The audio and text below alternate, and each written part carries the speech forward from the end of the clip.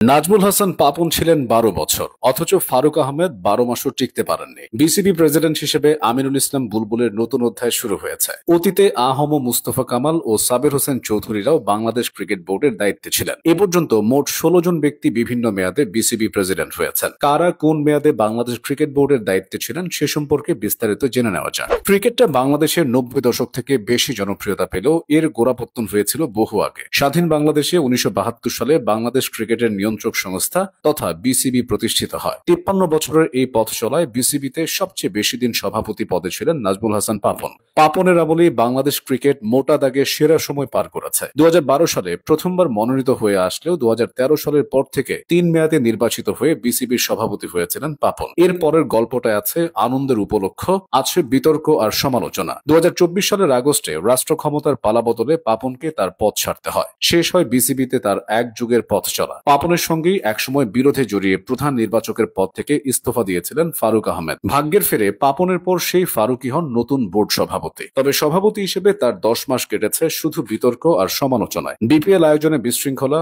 আর্থিক অনিয়ম আর জাতীয় দলের একটানা ব্যর্থতায় ফারুকের চেয়ারটা নড়বড়ে হয়ে যায়। শেষমেশ ২০২৫ সালের মে মাসে সভাপতির পদ হারান তিনি। এরপর বিসিবির ১৬তম সভাপতি হিসেবে দায়িত্ব নেন আমিনুল ইসলাম বুলবুল। ফেরা যাক অতীতে। রাজনীতিবিদ হিসেবে বেশি পরিচিত হলেও আহম মুস্তফা কামাল একজন প্রতিষ্ঠিত ক্রিকেট সংগঠক। তিনি ২০০৯ সালে বিসিবির সভাপতি হিসেবে মনোনীত হন। এরপর ৩ বছর অর্থাৎ ২০১২ সাল পর্যন্ত এই পদে বহাল থাকেন। মোস্তফা কামাল ২০১৪ সালে আইসিসির সভাপতিও নির্বাচিত হয়েছিলেন, তবে সেটা দীর্ঘস্থায়ী হয়নি। মোস্তফা কামালের আগে বিসিবির সভাপতি ছিলেন লেফটেন্যান্ট জেনারেল সিনা ইবনে জামালি। দেশের রাজনৈতিক অঙ্গনের অস্থির সময়ে জেনারেল জামালি এ দায়িত্ব গ্রহণ করেছিলেন। তিনি প্রায় ২ বছর শক্ত হাতে ক্রিকেট বোর্ড সামলে গেছেন। তার আগের মেয়াদে বোর্ড সভাপতি ছিলেন আব্দুল আজিজ। আওয়ামী লীগের রাজনীতিতে যুক্ত থাকা সাবেক এই সাংসদ ২০০৬-এর নভেম্বর থেকে ২০০৭-এর জুলাই পর্যন্ত মোট ২৫৭ দিন ক্রিকেট বোর্ড সামলেছেন। বাংলাদেশ ক্রিকেট বোর্ডের সভাপতি হিসেবে একসময় বেশ পরিচিতি পেয়েছিলেন আলী আসগর লবি। বিএনপির রাজনীতিতে যুক্ত থাকা লবি ২০০১ সালে বিসিবির সভাপতি হন। এরপর ২০০৬ পর্যন্ত